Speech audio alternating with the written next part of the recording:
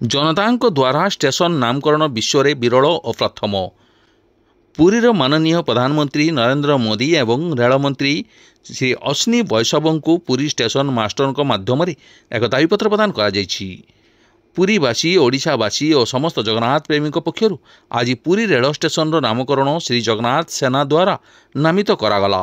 नूतन नाम भावे श्री जगन्नाथ धाम Puri rail station रखा जदि मोगल सराई और अल्लाहाबाद स्टेशन नाम श्याम प्रकाश मुखर्जी टर्मिनाल और प्रयागराज स्टेशन रखागला तेबे पुरी रेल स्टेशन नाम श्री जगन्नाथ धाम पुरी रेल स्टेशन कहीं नहेब महाप्रभु जगन्नाथ नाम नामित करने को दाबी करुअछु।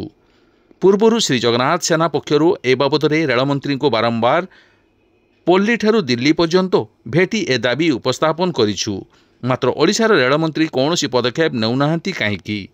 पुरी सांसद पूर्वतन विधायक और पुरीर मुरबी मानू नहीं नुआदिल्ली स्थित रेलभवन में रेलमंत्री को भेटी यह जणाइथिलु, तथापि रेलमंत्री उदासीनता कौन पाई?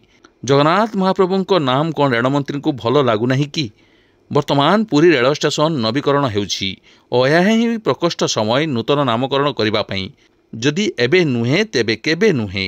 माननीय प्रधानमंत्री ओडिशा आसुथबारु एही नूतन नामकरण पई तुरंत पदक्षेप नहीं यह श्री जगन्नाथ धाम पुरी रेल स्टेशन नाम नामित करागले ही यह हेब ओडिशावासी और समस्त जगन्नाथ प्रेमी पई उपयुक्त पुरस्कार। पुरी स्टेशन ना श्री जगन्नाथ धाम पुरी रेलवे स्टेशन करबा हमर दाबी न्याय्य दाबी प्रधानमंत्री रेल मंत्री मानि नबा हमर दाबी। खाली पुरी चलिबो नहीं श्री जगन्नाथ धाम पुरी रेलवे स्टेशन हमर दाबी।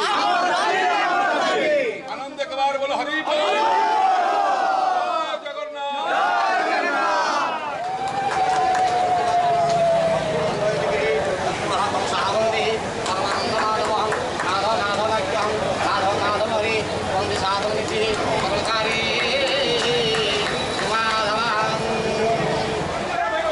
मालिक तो